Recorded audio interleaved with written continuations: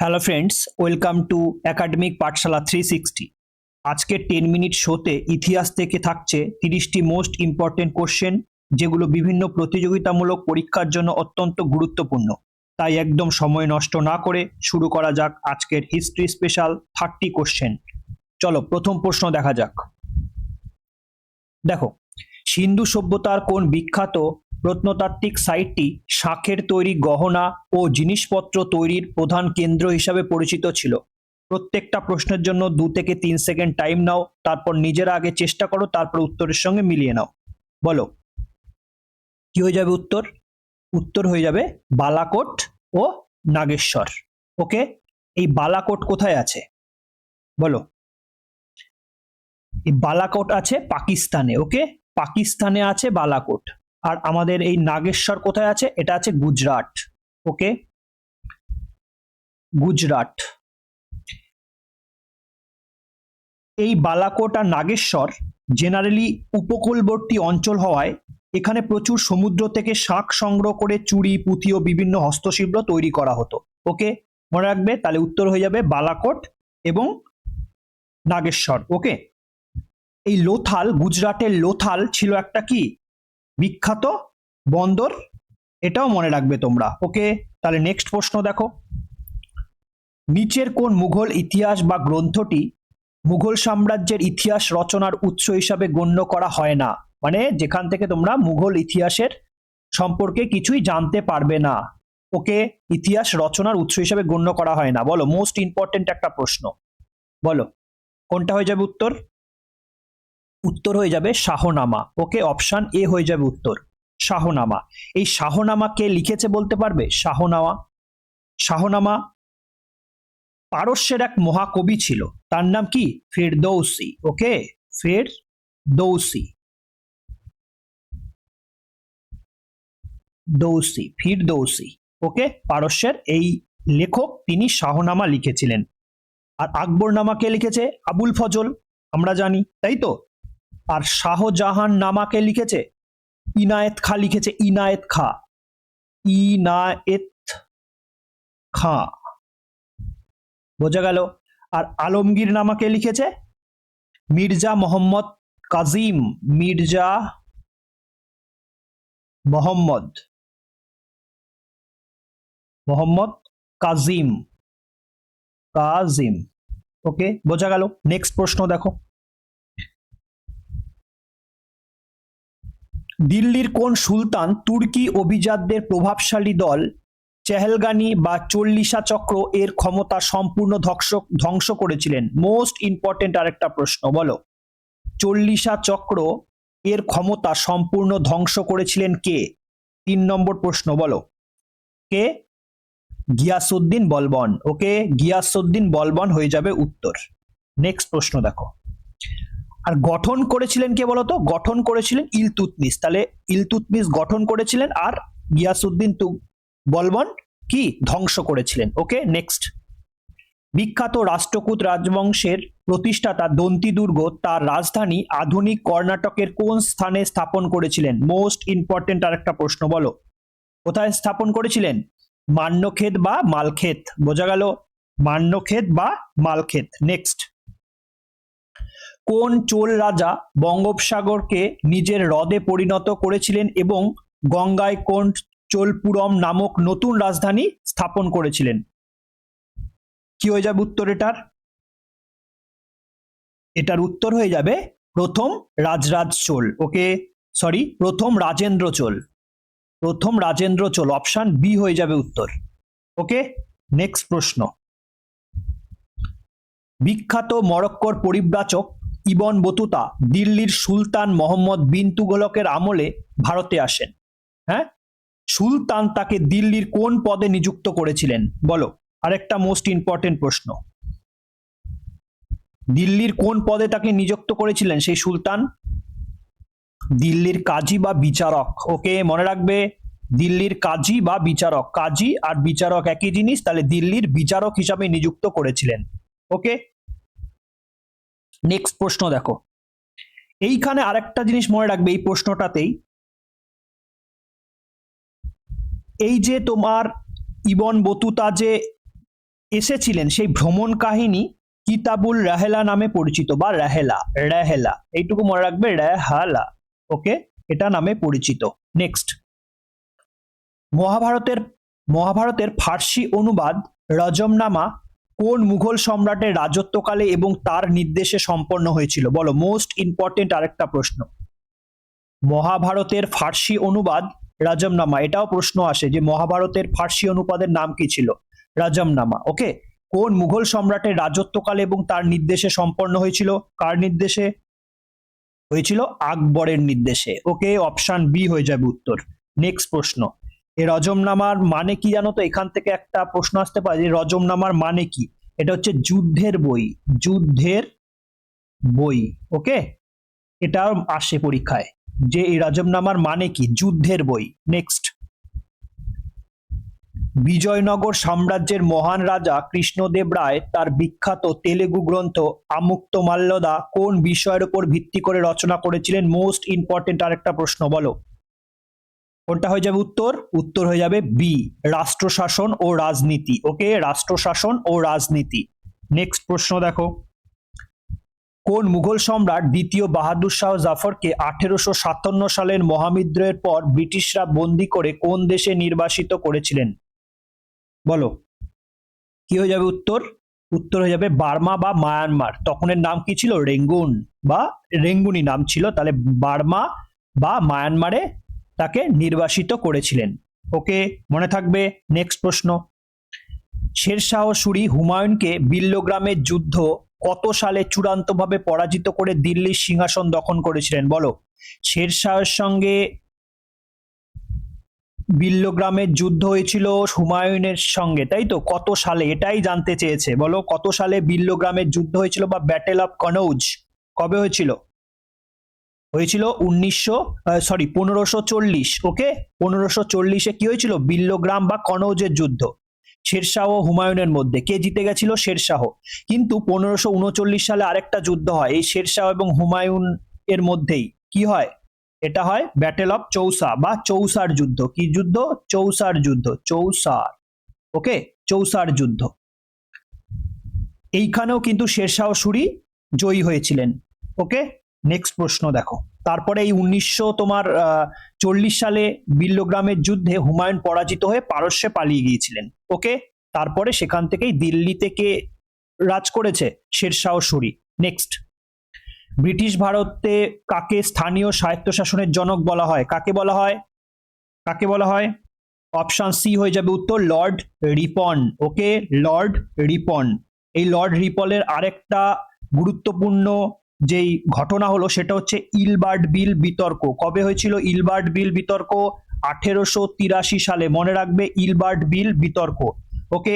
এবং আরেকটা জিনিস ঘটনা ঘটেছিল এর আমলেই, সেটা হচ্ছে গিয়ে 1881 সালের প্রথম ফ্যাক্টরি অ্যাক্ট, ওকে, ফার্স্ট ফ্যাক্টরি অ্যাক্ট। এই দুটো মনে রাখবে। নেক্সট, ব্রিটিশ সরকারের কুখ্যাত রাওলাট আইন কত সালে পাশ হয়েছিল যার প্রতিবাদে জালিয়ানওয়ালাবাগের সভা আয়োজিত হয়েছিল? বলো, কত সালে?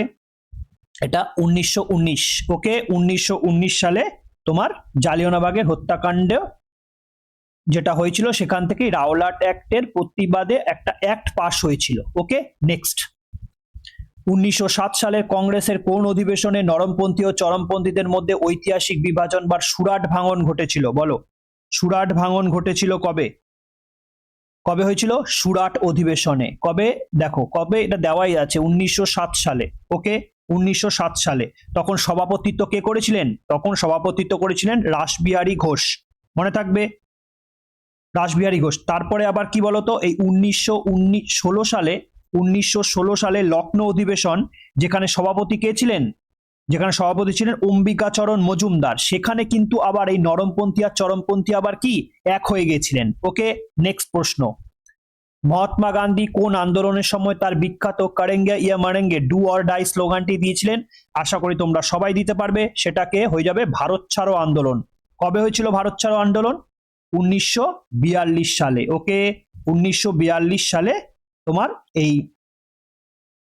8ই আগস্ট, ওকে, 8ই আগস্ট, 8ই আগস্ট তোমার এটার ডাক দিয়েছিলেন ভারত ছাড়ো আন্দোলনে। তখনই তিনি এই ডু অর ডাই স্লোগানটা দিয়েছিলেন। নেক্সট, লর্ড কার্জন 1905 সালে বঙ্গভঙ্গ ঘোষণার পর এর তীব্র প্রতিবাদে কলকাতায় কোন বিখ্যাত আন্দোলনের সূচনা করেছিলেন? মোস্ট ইম্পর্টেন্ট একটা প্রশ্ন।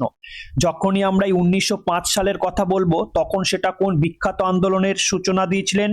আশা করি তোমরা বলতে পারবে, সেটা হচ্ছে স্বদেশী ও বয়কট আন্দোলন। ওকে, অপশন বি হয়ে যাবে উত্তর, স্বদেশী ও বয়কট আন্দোলন। এই 1905 সালের 16ই অক্টোবর, এটুকু মনে রাখবে, 16ই অক্টোবর বঙ্গভঙ্গ কার্যকর করা হয়, তাই তো? এই দিনটিকে স্মরণ করেই কিন্তু রবীন্দ্রনাথ ঠাকুর রাখি বন্ধন উৎসব পালন করেছিলেন, মনে থাকবে।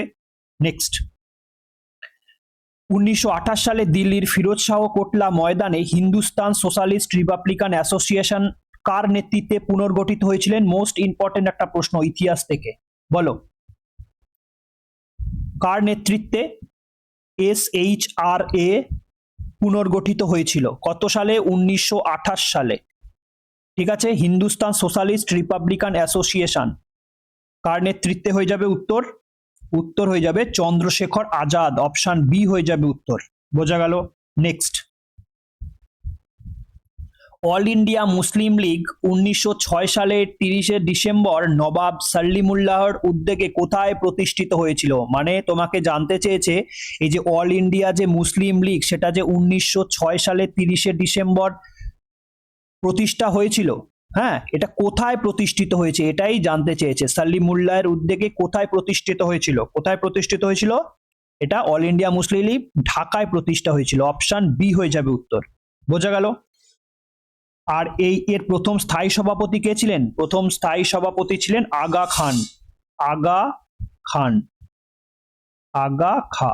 ওকে, নেক্সট, ব্রিটিশ ভারতের কোন কুখ্যাত আইনটির মূল স্লোগান বা বৈশিষ্ট্য ছিল বিনা ওয়ারেন্ট গ্রেপ্তার, বিনা আপিল এবং বিনা বিচারে কারাদণ্ড? মোস্ট ইম্পর্টেন্ট আরেকটা প্রশ্ন, বলো কি হয়ে যাবে উত্তর? উত্তর হয়ে যাবে রাওলাট অ্যাক্ট।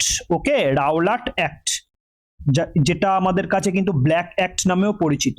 ওকে, নেক্সট, 1930 সালের 18ই এপ্রিল বিখ্যাত চট্টগ্রাম অস্ত্রাগার লুণ্ঠন এর মূল পরিকল্পনাকারী কে ছিলেন? বলো কে ছিলেন? মূল পরিকল্পনাকারী ছিলেন সূর্য সেন বা মাস্টার দা। ওকে, সূর্য সেন বা মাস্টার দা। নেক্সট, মহাত্মা গান্ধী 1924 সালে তার জীবনের একমাত্র কংগ্রেসের বার্ষিক অধিবেশনে কোন জায়গায় প্রেসিডেন্ট হয়েছিলেন? বলো।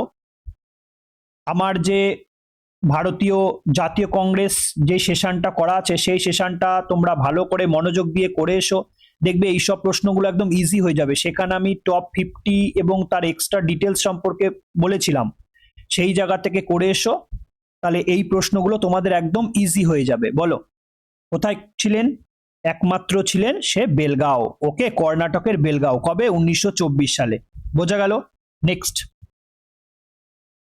সুভাষচন্দ্র বসু কত সালে এবং কার ছদ্মবেশ নিয়ে বিখ্যাত মহা নিষ্ক্রম বা গ্রেট এসকেপ মানে ঘর থেকে চলে গেছিলেন, এর মাধ্যমে তার কলকাতার বাড়ি থেকে নিখোঁজ হয়েছিলেন? বলো কত সালে এবং কি নাম নিয়ে বেরিয়ে গেছিলেন? কত সালে? 1941, জিয়াউদ্দিন। ওকে, জিয়াউদ্দিন। বোঝা গেল? কবে গেছিল? 1941 সালের 16 আর 17 জানুয়ারির মাঝরাত বরাবর বেরিয়ে গেছিলেন। ওকে, মোহাম্মদ জিয়াউদ্দিনের ছদ্মবেশে। এইখানে পালিয়ে যেতে কে সাহায্য করেছে বলতে পারবে?